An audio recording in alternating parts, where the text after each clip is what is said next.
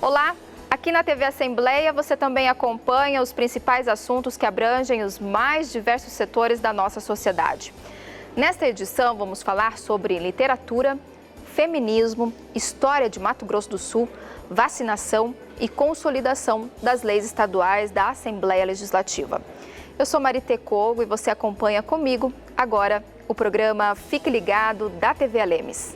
A literatura de Mato Grosso do Sul em destaque. Conheça a história de uma personagem emblemática que viveu no período da Guerra do Paraguai.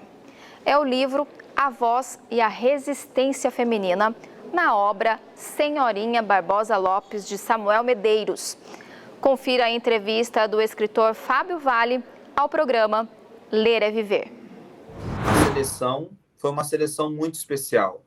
Quando me refiro à seleção, à eleição para trabalharmos com a obra de Samuel Medeiros. Trata-se de um produto do meu mestrado, aqui pela Universidade Estadual de Mato Grosso do Sul, em que, sob a orientação e coordenação da professora doutora Zélia Ramona Nolasco dos Santos Freire, eu pude escolher trabalhar e apostar. Eu acho que essa é uma palavra que justifica bastante, João, o nosso trabalho e a ascensão dele.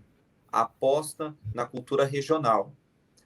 A partir dessa pesquisa, que vislumbrava o ideal do regional para a esfera nacional, para as abrangências internacionais, sem sombra de dúvidas, nós temos aqui um produto que coroa a necessidade de se valorar a cultura regional, mas também um produto que se estende à academia com a mescla de história e literatura.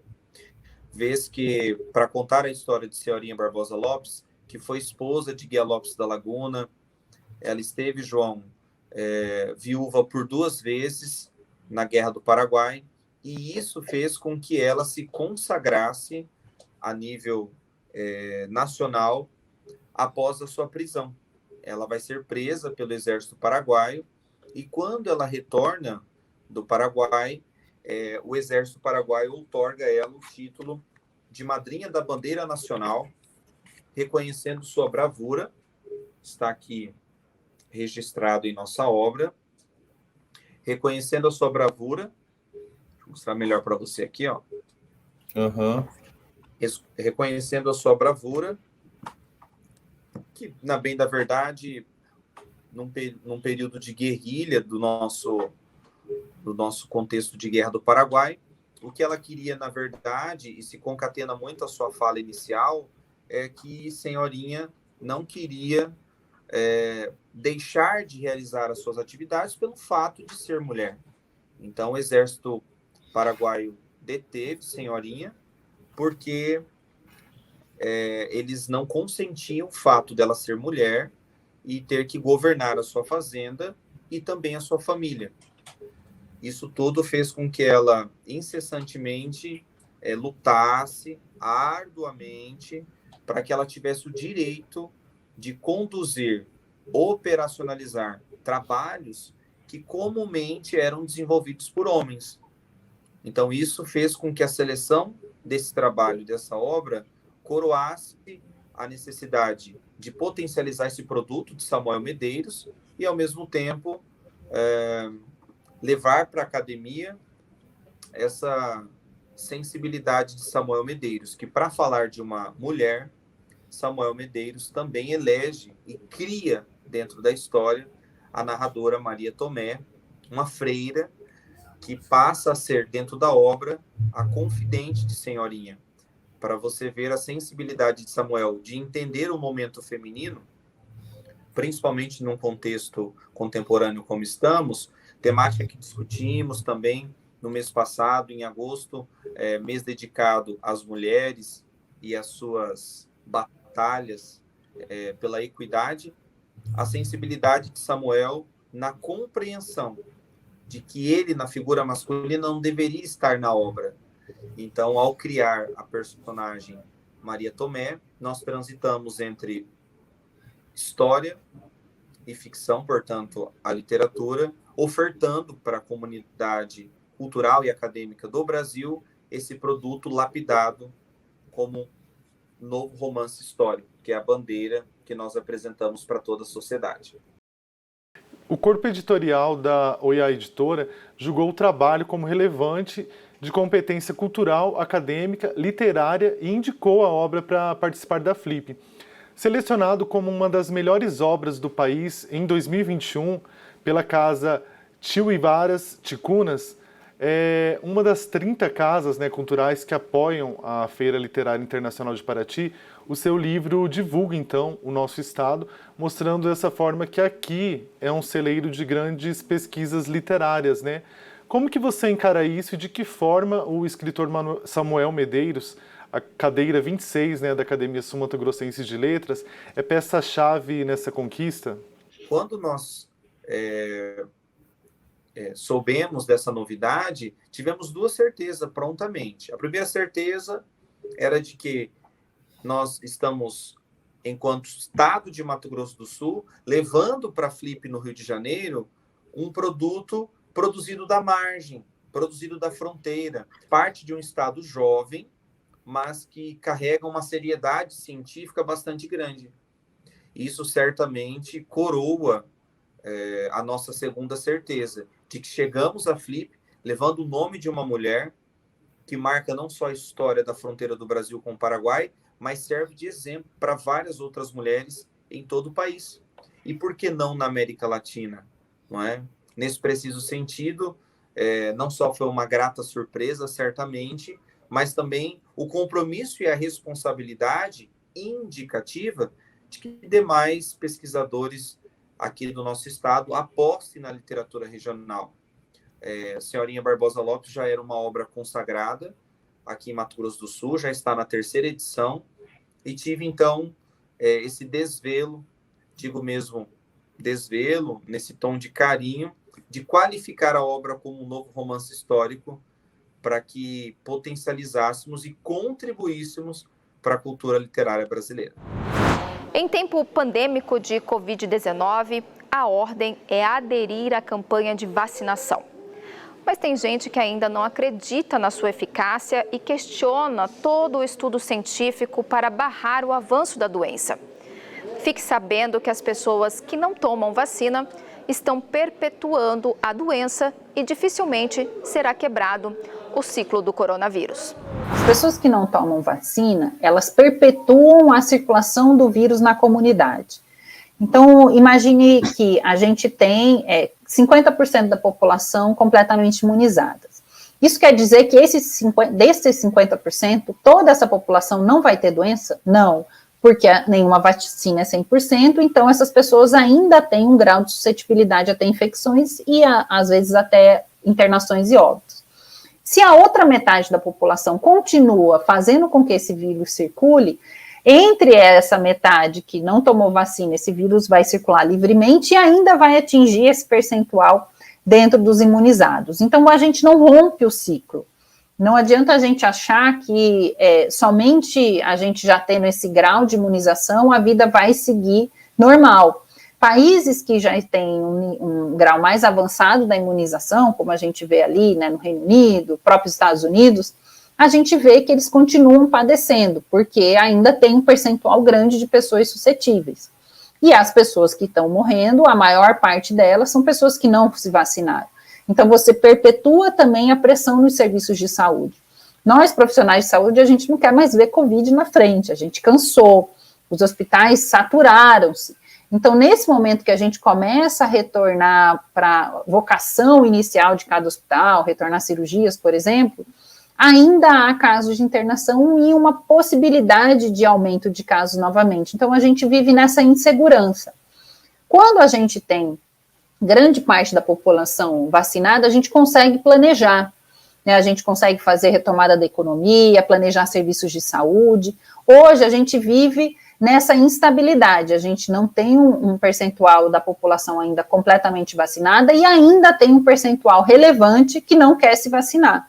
Então, as pessoas ficam aí sempre temerosos que uma nova onda vai surgir, que tudo de novo nós vamos ter que parar as máquinas e voltar todos os serviços de saúde somente para a Covid. E é isso que a gente não quer.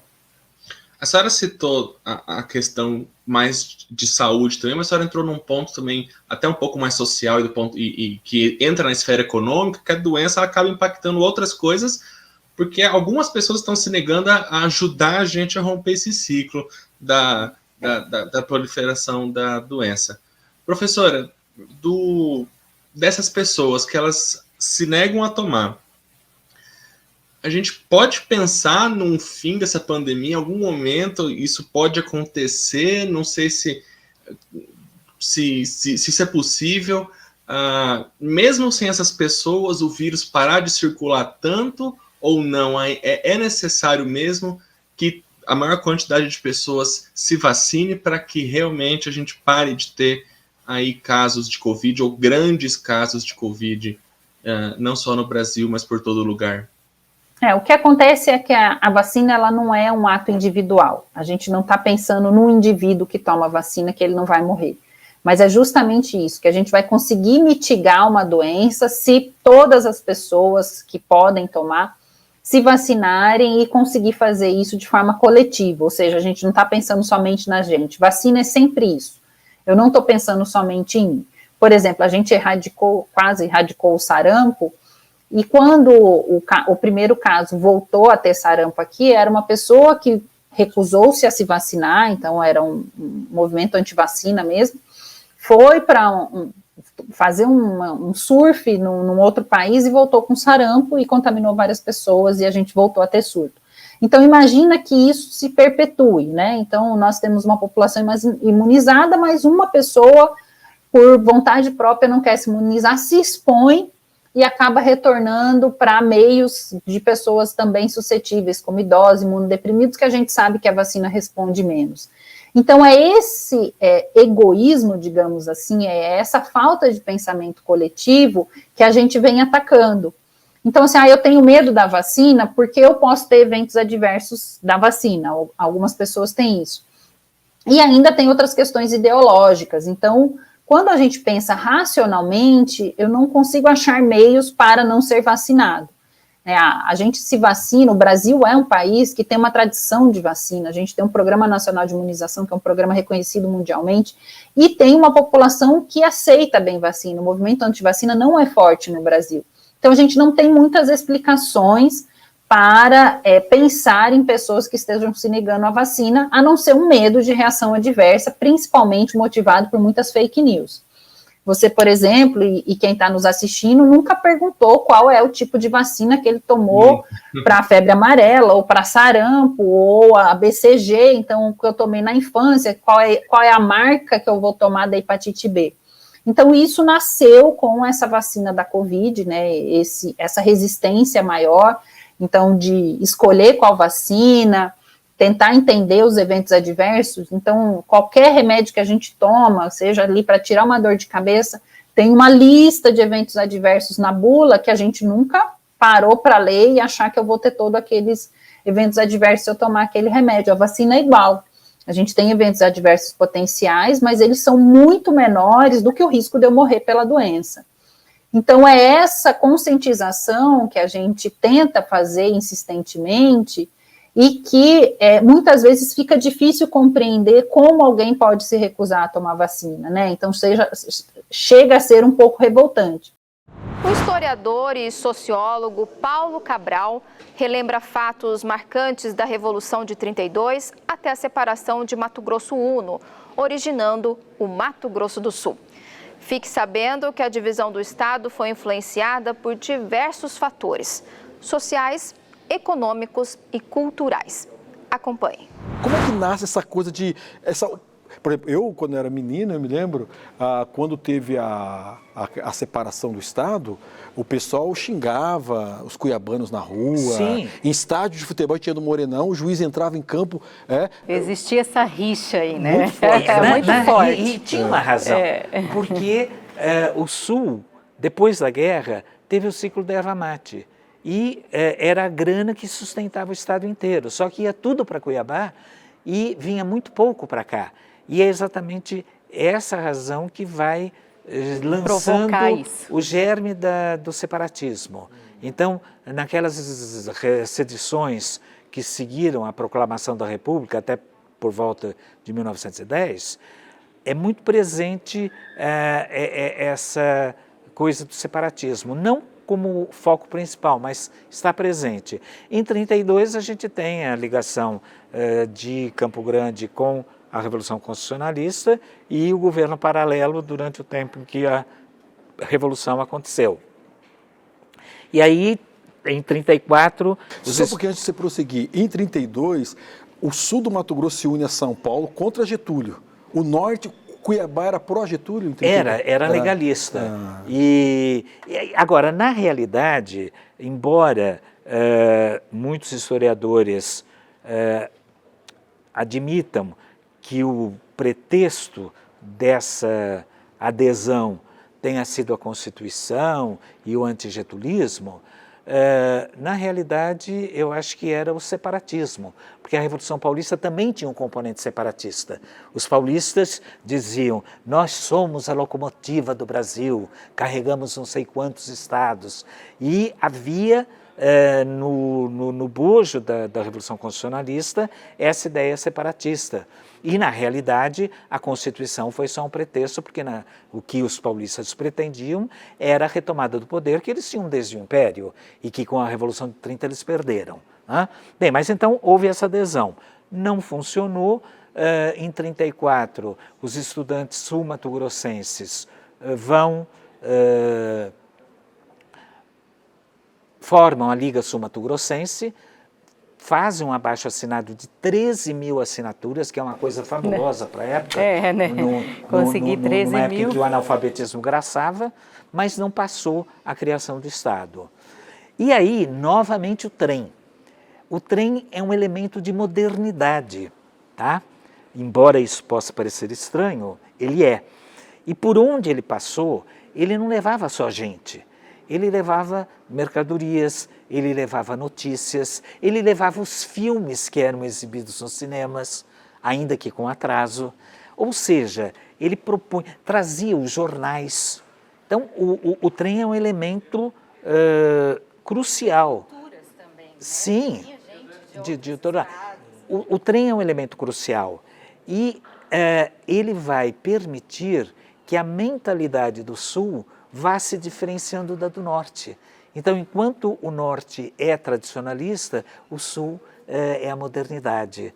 E eu entendo que essa coisa é importante, não só para Campo Grande, que foi de todas as cidades por onde o trem corre, a que mais se beneficiou da sua...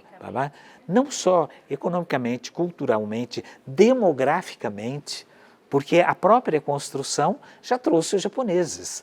Quer dizer, a colônia Okinawa, que a gente tem aqui em todos os quadrantes de Campo Grande, ela surge com o trem, porque eles vêm trabalhando nas frentes de trabalho e decidem ficar por aqui. Mas daí você me dá um gancho para a questão da nossa composição.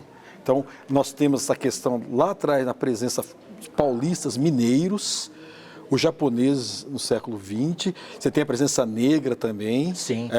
Que lutaram na Tia Eva, que lutaram na Guerra do Paraguai. Não só. O exército de Porto Murtinho, eu fiquei muito impressionado quando lá estive, porque nas fotos você vê muitos negros. E aí o que era? Porto Murtinho era o fim do Brasil. Então, os recrutas negros de São Paulo, Rio de Janeiro, eram mandados para Murtinho. E muitos permaneceram. E Campo Grande, então voltando aqui, essa nossa composição, você tem a forte presença também, pessoal oriundo do Oriente Médio, armênio, libanês, sírio, turco, né, tradicional, e você então tem uma miscigenação, assim, né? Como é que o senhor vê isso? O que isso trouxe de benefício para a capital? Na realidade, os grupos predominantes eram os árabes e os japoneses. Tanto que tinha um ditado que dizia que Campo Grande era uma ilha de turco cercada de japonês por todos os lados. Né?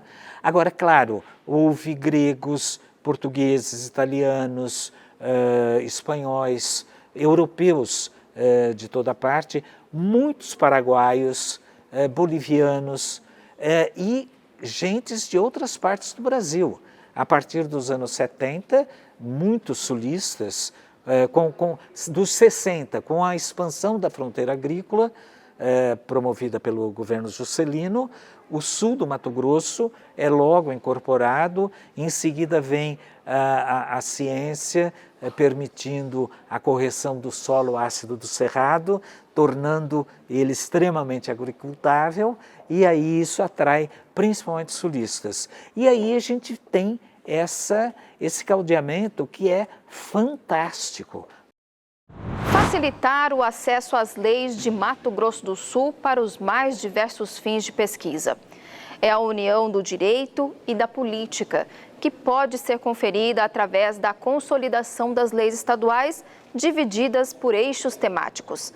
Veja como você pode ter acesso aos compilados de leis da Alemes. Na página inicial tem a aba Processo Legislativo. Aqui, né? Exato. Essa primeira aba aqui é a da acessibilidade. E essa aqui, Processo Legislativo. Consolidações.